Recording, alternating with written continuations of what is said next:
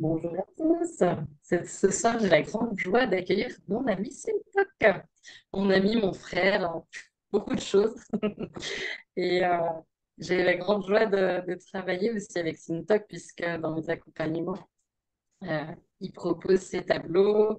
D'ailleurs, il y a Annick qui a un tableau, Simtok juste derrière elle. Non, je ne le vois pas là. Et ce soir, donc, il va nous parler de ses tableaux, de ses accompagnements, et également de l'ikigai. Donc, ça va être passionnant. Je te laisse la parole, Simtok. Oui, merci beaucoup. Bonjour à toutes et à tous, bonjour les belles âmes. C'est un plaisir d'être avec vous, de partager ce temps. Le temps, c'est rien d'autre que de l'amour, donc je suis bien heureux d'être là. Euh, Moi, j'appelle ça faisons un petit atelier de Simtok, dans le sens où je vais vous proposer à la fois une présentation, euh, un partage d'expérience et puis une introduction à un outil que j'ai découvert récemment qui s'appelle l'Ikigai, et que j'essaie d'intégrer progressivement dans ma propre boîte à outils.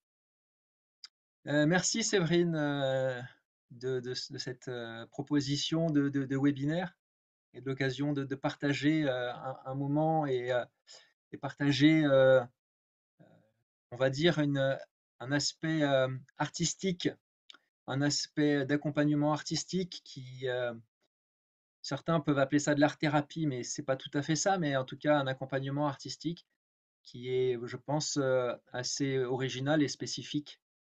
Hem, En fait, c'est grâce à vous et grâce à Annick, par exemple, qui a déjà eu l'occasion de travailler avec moi, puis surtout grâce à Séverine qui me pousse depuis plusieurs années maintenant, que progressivement je vis la vie rêvée de mon âme, on va dire ça comme ça. Heu et tous les jours, elle se manifeste un peu plus. Il y a un an, je me suis vraiment lancé en me présentant sur les réseaux sociaux, en présentant Simtok.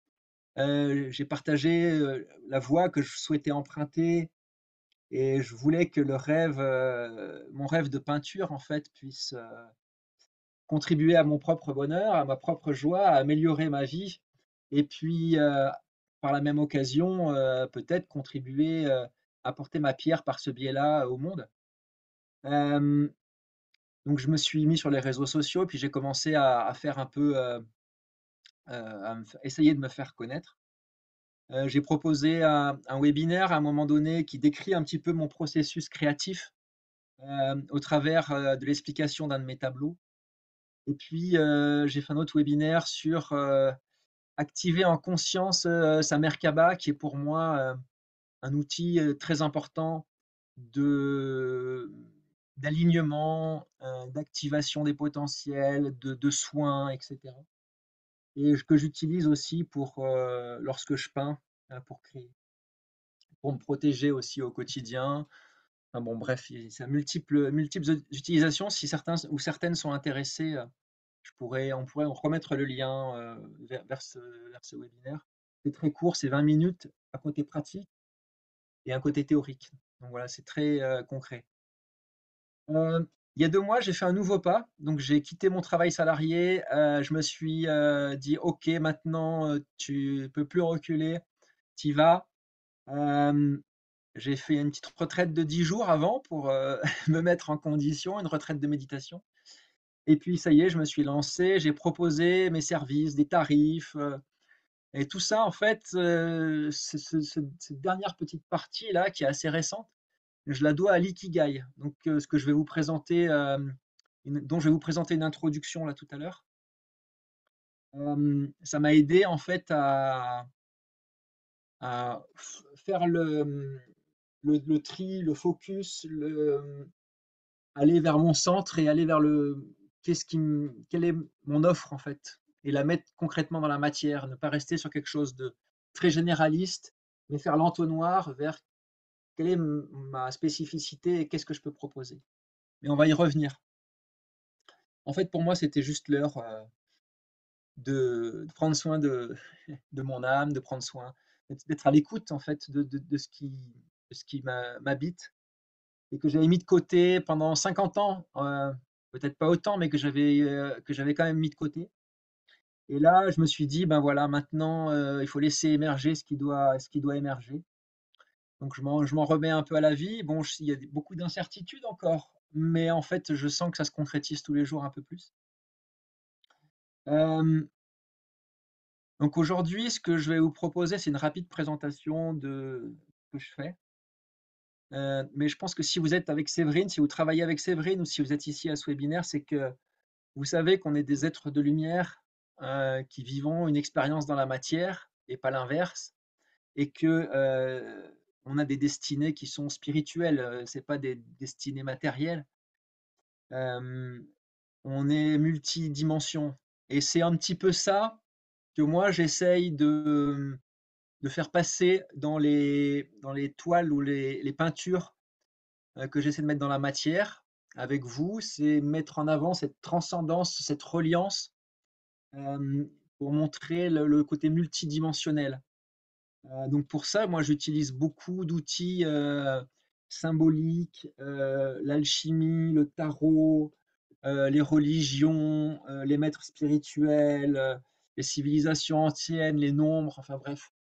J'utilise un peu tout ça, et puis, je laisse agir, la ce qui vient. Donc je me définis, si parce qu'il faut donner des mots, je me définis comme un dessinateur intuitif, un peintre intuitif ou, peindre en reliance. Mais on pourrait très bien dire, artiste inspiré autrement, c'est bon, on peut le formuler un peu comme on veut. Hem, mais plutôt que de parler un petit peu, je vais plutôt vous proposer de regarder là pendant une petite minute, ou un tout petit peu plus, quelques dessins. J'ai fait un petit montage. Donc, je vous propose un petit voyage qui en dira beaucoup plus long que tous les mots que je pourrais. Je suis pas le mieux placé en fait pour parler de moi.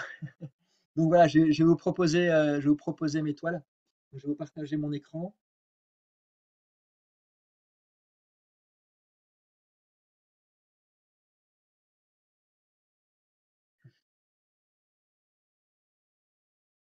Hop,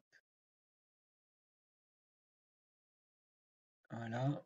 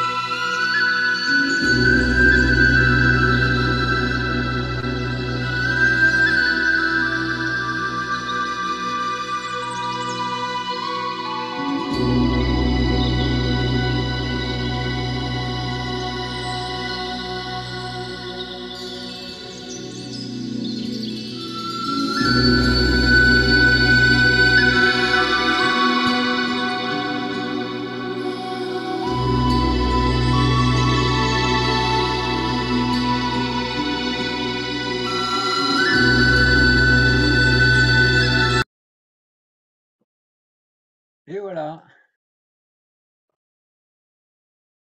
Bon, l'arrêt de la musique était un peu brutal, pardon. Je maîtrise pas encore toutes les techniques.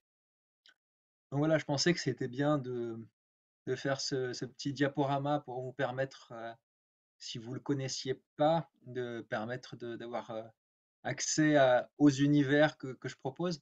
Donc dans les tableaux, il y a à la fois des tableaux qui sont des tableaux que je fais entre guillemets pour moi, c'est-à-dire des choses qui me viennent comme ça. Et puis il y avait aussi dedans des tableaux en reliance, c'est-à-dire des tableaux que je fais pour des personnes qui me sollicitent.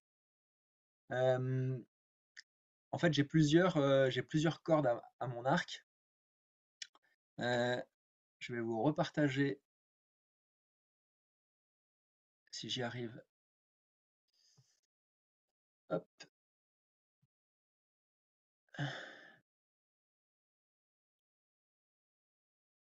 voilà,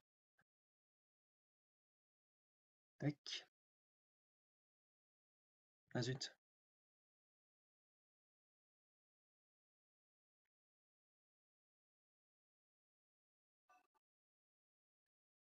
Ah d'accord.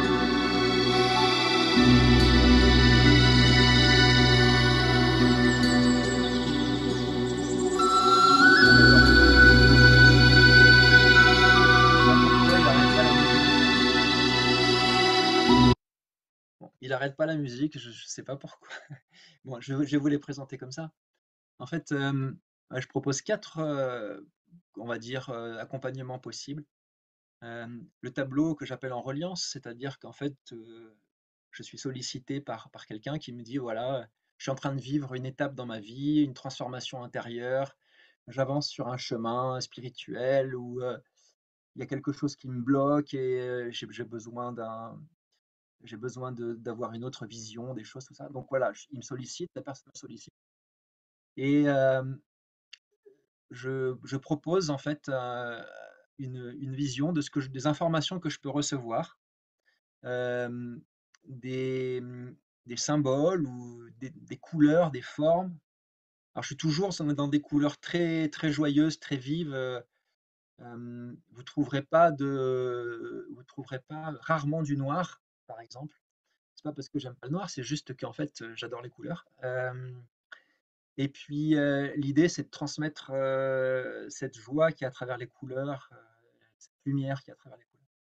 Donc voilà, je fais des peintures en reliance. Ça peut prendre la forme d'entretien, c'est-à-dire qu'il peut y avoir des échanges à cœur ouvert, d'âme à âme avant, où, l'idée, c'est d'essayer d'avoir le moins de filtres possible. On peut faire des petits exercices pour, lâcher le mental, pour descendre dans le cœur et partager sur ce qui est là ou sur les blocages qu'il peut y avoir ou les souhaits, les attentes, tout ça.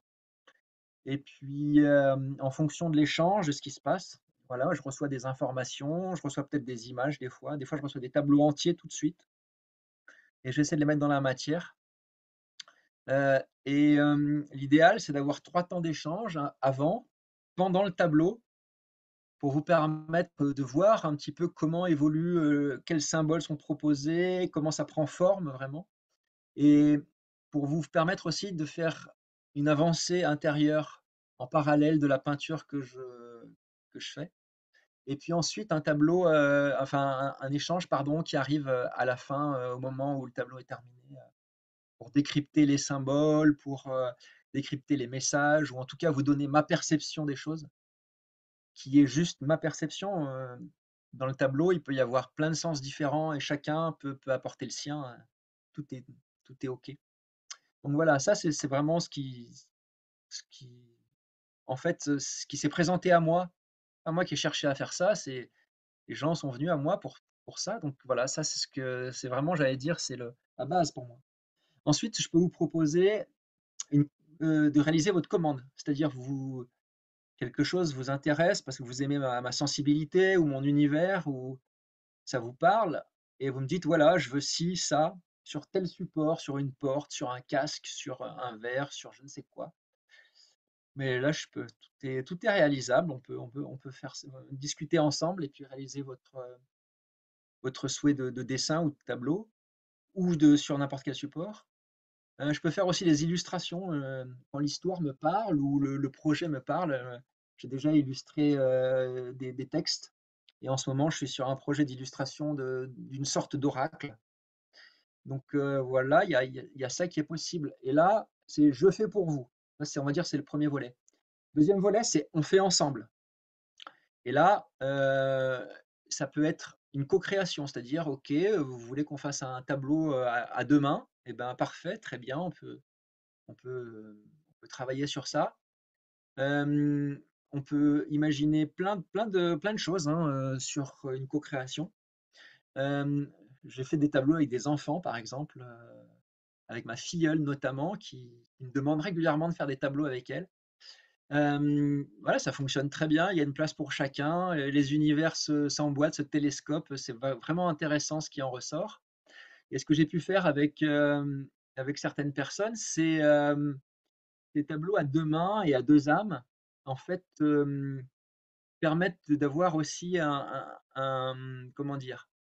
À mettre dans la matière quelque chose à l'intérieur qui est à l'intérieur de la personne, elle le met à l'extérieur et quand elle le met à l'extérieur par la créativité, donc moi je lui apporte la confiance, le cadre et tout ça et quand elle le met à l'extérieur dans la créativité et ben, on a constaté, enfin moi j'ai constaté qu'il y avait un processus qui libérait quelque chose à l'intérieur. Je sais pas si je suis hyper clair, mais l'idée c'est que, il y a, il y a un acte, je sais pas comment on dit, psycho quelque chose, qui fait que quelque chose, en fait, peut advenir, peut évoluer, peut changer, ça peut créer un mouvement. Voilà. Ça peut faire bouger les lignes.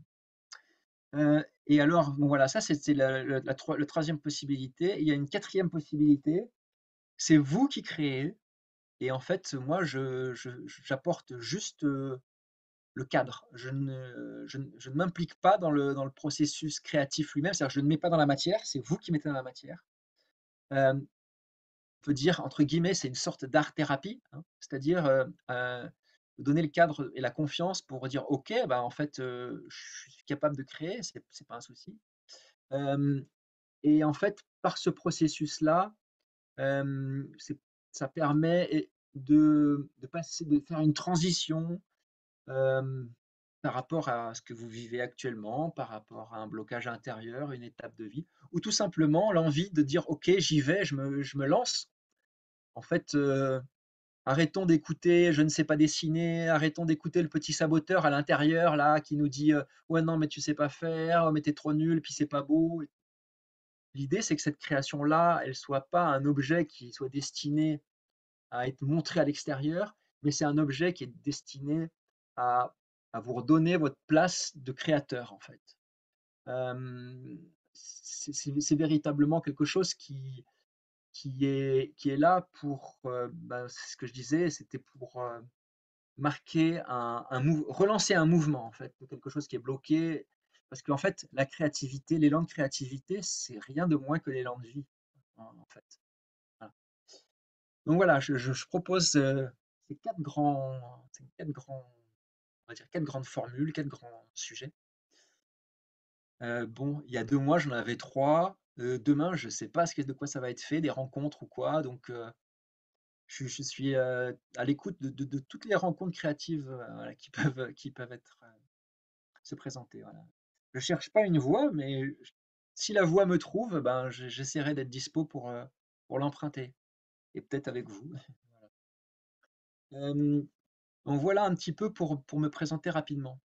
Et dans ces 4 démarches-là, j'utilise plein d'outils que j'ai pu rencontrer sur mon chemin, on va dire, entre guillemets, «spirituel», sur mon chemin d'ouverture du cœur, sur mon chemin artistique. Hem Et donc voilà, j'ai été amené, à la méditation, j'ai été amené au qigong, j'ai été amené au à Grabovoi, j'ai été amené à la numérologie, à l'astrologie, j'ai été amené, à la kabbale, au tarot et cetera et tous ces outils-là, en fait, je m'en sers et dernièrement, j'ai été amené à l'ikigai, voilà et du coup, c'est un outil que j'essaye, d'intégrer parce qu'en fait, il m'a beaucoup apporté et je pense qu'on peut en faire quelque chose sans y passer des jours et des jours, parce que c'est un outil comme tous les outils, c'est des outils qui sont comment dire, complexes, mais on peut l'utiliser pour évoluer au quotidien. Voilà. Donc, ce que je vous propose là, c'est si j'arrive à remettre le diaporama sans le son, je vais vous partager une sorte d'introduction à l'ikigai, ça sera assez rapide.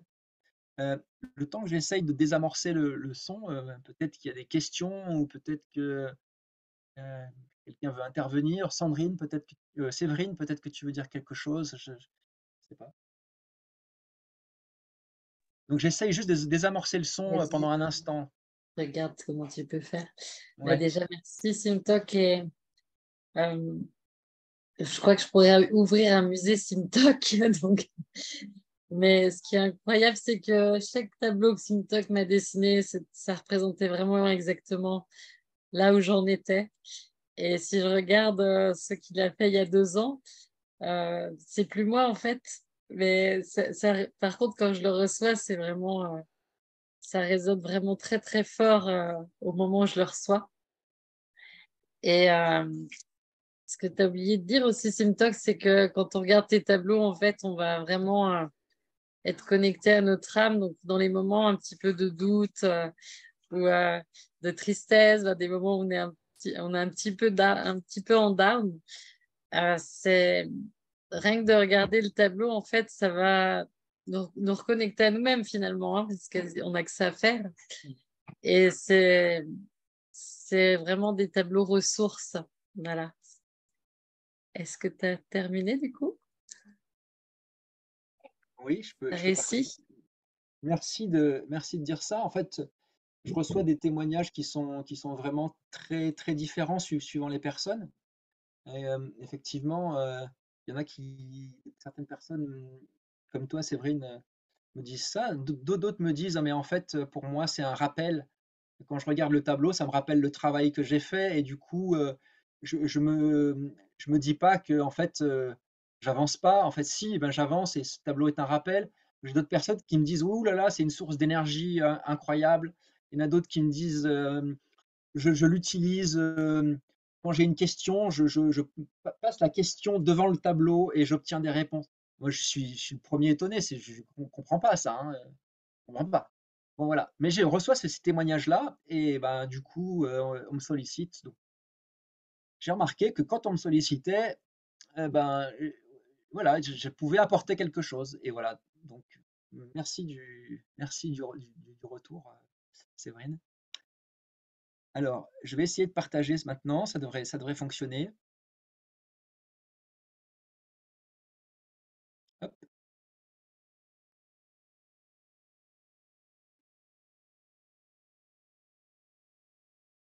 Voilà, je vous propose un petit focus sur l'ikigai. Est-ce que vous m'entendez? Oui. Alors, l'ikigai, c'est un terme japonais qui signifie euh, quasiment littéralement une vie qui en vaut la peine. Donc, les Japonais, dans leur grande sagesse, n'ont pas du tout la même approche que nous en, en Occident. Et le travail n'a pas la même frontière avec les loisirs ou la vie personnelle qu'on peut avoir chez nous. Et le travail, ils le perçoivent pas forcément comme un travail parce qu'ils essaient le plus possible de donner un sens à ce travail, un sens à leur vie à travers ce travail. Et l'ikigai, c'est le, le cœur de l'ikigai, c'est ça. C'est un outil pour essayer de donner ou redonner du sens à sa vie au service de la joie de vivre, c'est-à-dire remettre l'essentiel au centre. Et pour ça, il propose une méthode euh, pour être plus aligné, plus équilibré dans les différents domaines de sa vie, être là où on doit être. Euh, Par exemple, l'exemple type, c'est de dire, OK, j'ai un boulot alimentaire, mais à côté, j'ai mes passions. Ben, par exemple, avec l'ikigai, l'idée, ça serait de dire, non, non, le boulot alimentaire et les passions, euh, c'est peut-être pas comme ça qu'il faut envisager sa vie. Il faut peut-être envisager une vie plus intégrée, plus équilibrée, plus alignée, où il n'y a pas il y a pas il y a pas ces silos en fait.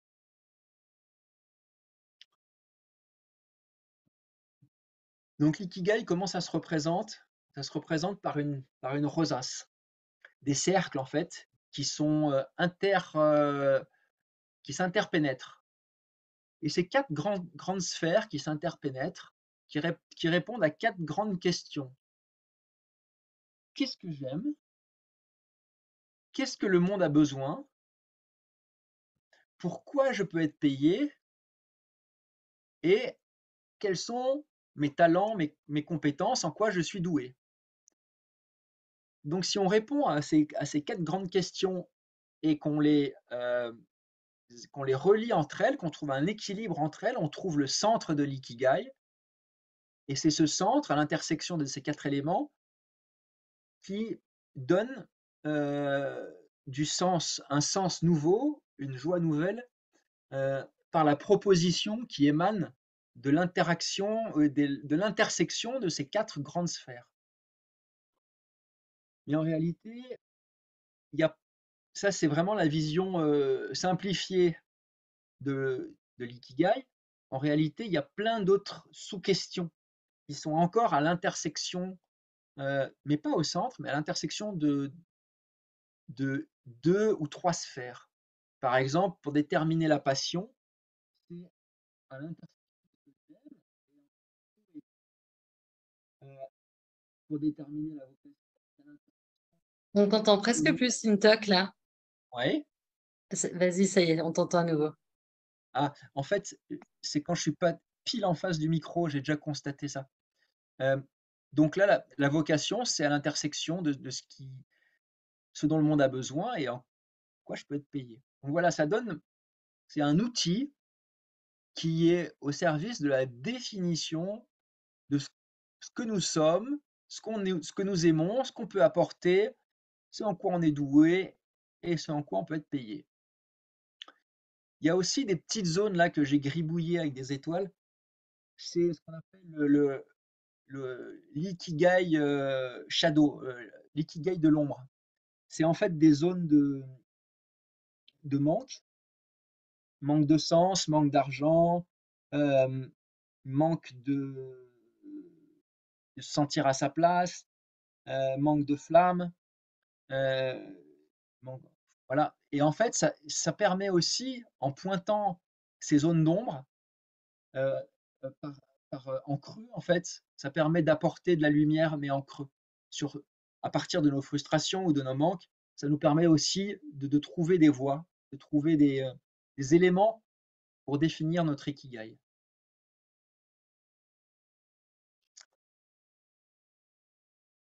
Donc, toute la philosophie de l'ikigai, c'est de répondre à la question: quelle activité peut me permettre d'exprimer mes talents au service d'une mission qui me tient à cœur, dont le monde a besoin, tout en me permettant de gagner ma vie, de gagner l'argent pour vivre comme j'ai envie. Voilà, donc c'est une question qui peut paraître assez simple et en réalité, c'est assez complexe d'y répondre. C'est un vrai processus. Si c'était facile, tout le monde ferait son ikigai en quelques minutes. Mais en fait, c'est un processus. Et moi, dans ce que j'ai pu expérimenter, c'est un processus qui doit venir d'abord du ventre ou du cœur.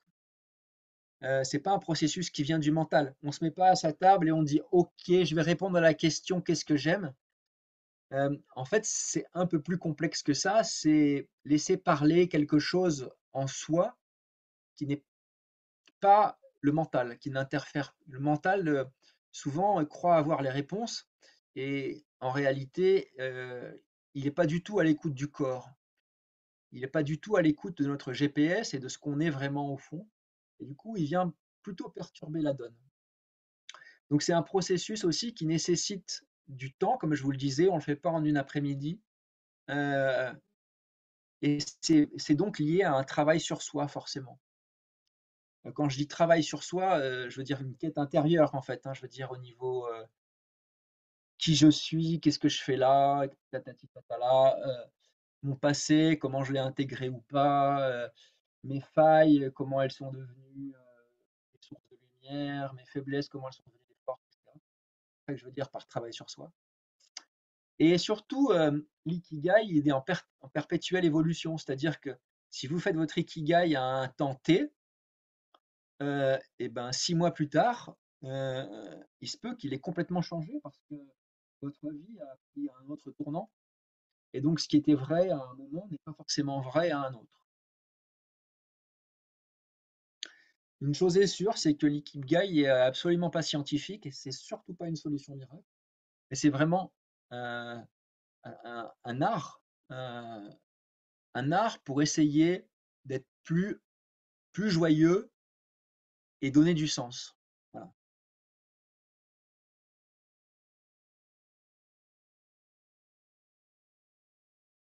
Donc quelques fondamentaux, parce que je ne vais pas rentrer dans le détail, mais pour moi, il est vraiment indispensable, de se mettre en condition, heu, pour court-circuiter le mental, pour éviter d'avoir des réponses, déjà toutes faites, ou des réponses qui soient à côté de la plaque. Il est vraiment nécessaire, par exemple, avant de faire un exercice pour découvrir ses aptitudes, innées, avant de faire un exercice, par exemple de liste, faire une liste, je dis n'importe quoi, hein, mais avant de faire une liste, et ben, c'est par exemple faire une séance heu, de respiration profonde ou, une séance de se frotter le corps pour essayer de faire descendre le mental dans le corps et cetera. Faire un certain nombre de revenir au corps en fait, pour descendre du mental, en fait. Voilà. Pour moi, c'est quelque chose d'indispensable parce que sinon, on risque d'avoir des réponses qui sont un peu faussées. Hem, Autre élément hyper important dans les fondamentaux, en Occident, on a un rapport à l'argent qui est très, très, très spécial et en France, qui est qui est encore plus spécial. Heu, En Amérique, ils ont un rapport à l'argent aussi particulier. Hem, mais moi, par exemple, si je prends mon cas, je disais: «Non, spiritualité et argent, non, ça peut pas aller ensemble, non, non, non», mais en fait, c'est juste une conception que je me suis mise et en réalité, heu, tout le travail que je fais sur moi-même, tout le travail que je fais pour, entre guillemets, «m'aligner» et pour me recentrer, pour essayer d'être plus juste, en fait, c'est comme un investissement. C'est rien d'autre qu'un investissement et du coup, le faire partager à d'autres, ça peut avoir un coût et ce coût-là, il peut être valorisé en argent et c'est pas un problème. Hem, c'est ma croyance qui pense que c'est un problème, en fait. Donc ce qui est vachement important pour nous en France, dans l'ikigai en tout cas, dans les fondamentaux, c'est ce rapport à l'argent, en fait. Il y a plein de petits exercices qui existent pour changer ce rapport, des exercices concrets, hein, pratico-pratiques, pour changer notre perception qu'on a et nos croyances liées à l'argent. Et pour moi, ça a été quelque chose de très important. Autre fondamental, c'est que si vous allez sur internet et vous tapez Ikigai, vous trouvez des centaines d'exercices, donc c'est vraiment génial. Donc il y a une nécessité de les sélectionner pour savoir ce qui peut vous convenir ou pas. Il y en a de tous ordres, psychologiques, des tests type, comment dire? QCM, ou alors, tenir un journal, ou se poser tel type de questions ou faire des exercices, avec des chiffres. Enfin, moi, il y a vraiment beaucoup, beaucoup, beaucoup de sortes. Heu, Moi, j'en ai sélectionné un certain nombre et puis la formation que j'ai pu faire en Ikigai m'en a donné quelques-uns aussi qui me paraissent intéressants. Mais moi, ce que j'ai surtout apprécié, c'est jumeler, la démarche, on va dire, écrite, c'est-à-dire, écrire, les ressentis ou les phrases qui remontent ou les intuitions, liées à, des exercices physiques, liées à des exercices de créativité.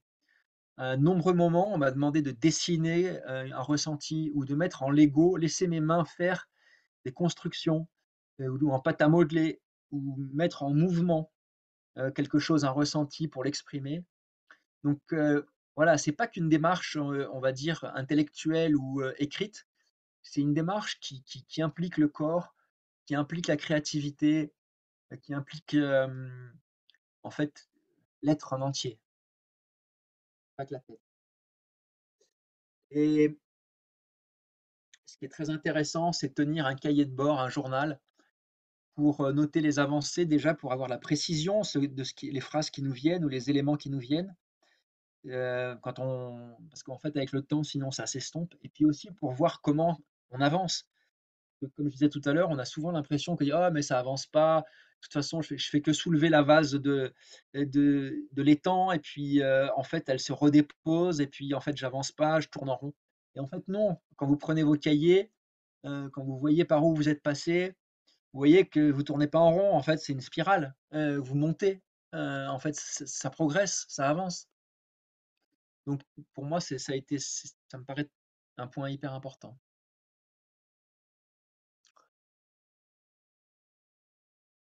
Pour l'ikigai, il faut pas être pressé.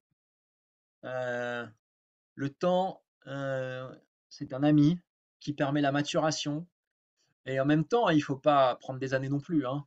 Mais la précipitation, peut vous induire en erreur, c'est-à-dire faire émerger des choses en disant: «Bon, je veux vite une réponse», hem, ou prendre une méthode qui vous convient pas, ou vous êtes accompagné par quelqu'un avec qui ça va pas, ou vouloir avoir tout de suite le résultat, non, non, c'est vraiment un obstacle. Comme je vous le disais, le rapport à l'argent, c'est quelque chose qui est très important, enfin, en tout cas pour moi, qui a été très important à faire évoluer. Les croyances, les limites, le regard des autres et les opinions qu'on peut se faire, de ce que pensent les autres. Là aussi, l'ikigai, avec le temps qu'on prend, permet, à un moment donné, de mettre le doigt sur des croyances. On pense que c'est une vérité, mais en fait, quand on la regarde sous un autre angle, on s'aperçoit que c'est une croyance et qu'il est possible, en fait, de la dépasser, de la transcender ou de la mettre de côté. Idem pour les opinions des autres, en fait, ils peuvent être limitants pour certains et une fois qu'on s'en est rendu compte, en fait, ben, il y a ça nous permet d'avancer avec un regard neuf ou, en ne tenant plus compte de cela. Mais ça peut être un frein et comme je vous l'ai dit, bah, à plusieurs reprises, la place et le contrôle du mental, en fait. Le mental, il dit: «Mais non, mais moi je sais ce qu'il te faut, en fait, je sais ce que tu aimes, je sais quels sont tes besoins, je sais en quoi tu es doué», tout ça. Donc le mental, il dit: «Ouais, ouais, moi j'ai les réponses à tout ça, continue de faire ce que tu le fais bien». Mais en fait, ça suffit pas et on s'aperçoit que parfois qu'on a plus de plaisir ou on s'aperçoit qu'on n'exprime pas sa singularité ou on n'a plus la flamme ou ça manque de sens. Bah, c'est que le mental, il a un peu trop pris le contrôle, en fait. Et l'ikigai, nous invite, et pour moi ça a été très intéressant, très salvateur, nous invite à sortir de nos zones de confort en se disant: «OK, tout ça, c'est ce que je faisais avant, mais comment on peut faire autrement? Et est-ce que j'ai pas un talent inné que je ne me connais pas ou que je ne me reconnais pas ou que je nie ou quoi? Est-ce qu'il est possible de le débusquer? Est-ce que je peux sortir de ma zone de confort pour aller le chercher? Est-ce que j'ai des ressources que je peux aller chercher que je n'avais pas idée et au final qui sont à ma portée?» Bon voilà, donc la zone de confort, ça peut être un frein, quand on se dit: «Oui, oui, mais en fait, non, mais voilà, je suis bien là». Bon, bah, là, c'est une zone de confort, en fait, et puis pour terminer, moi ce que j'ai beaucoup aimé quand j'ai fait mon ikigai, c'est qu'il fallait le mettre dans la matière, en fait. Avec toutes les phrases et tous les exercices qu'on a pu faire, tout ce qui est venu, l'idée c'était de dire: «OK, on met tout ça sur du papier, puis on le peint, on le colorie, on le customise, en fait». Donc voilà, je vous partage comme ça juste pour que vous ayez un peu l'idée de ce que ça peut être un ikigai sur lequel, donc voilà, ça c'est par exemple, heu, 3 week-ends donc ça fait 6 jours d'exercice, de libération, de, mmh, de partage, de remise en cause, d'ouverture, etc. Et puis de mise dans la matière. 6 jours sur cette thématique de l'ikigai. Voilà. Ça m'a permis de donner ça. Et donc, on retrouve ce que j'aime en haut, ce dont le monde a besoin à droite, ce pourquoi je peux être payé en bas, et ce que je sais faire, en quoi je suis doué, quelles sont mes aptitudes à gauche. Et au centre de tout ça, voilà, j'ai mis Simtok, dessinateur intuitif, etc., etc.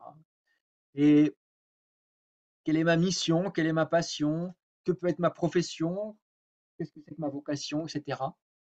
Donc voilà, j'ai essayé de résumer par des quelques mots les 6 jours de travaux, ce qui me permet aussi un petit peu aujourd'hui de présenter mon offre, de présenter mes services, de présenter mes prestations. Voilà, je suis allé très vite, j'ai essayé de vous dire ce qui était important pour moi, ce qui m'a vraiment plu, et puis les freins que j'ai pu trouver. Maintenant,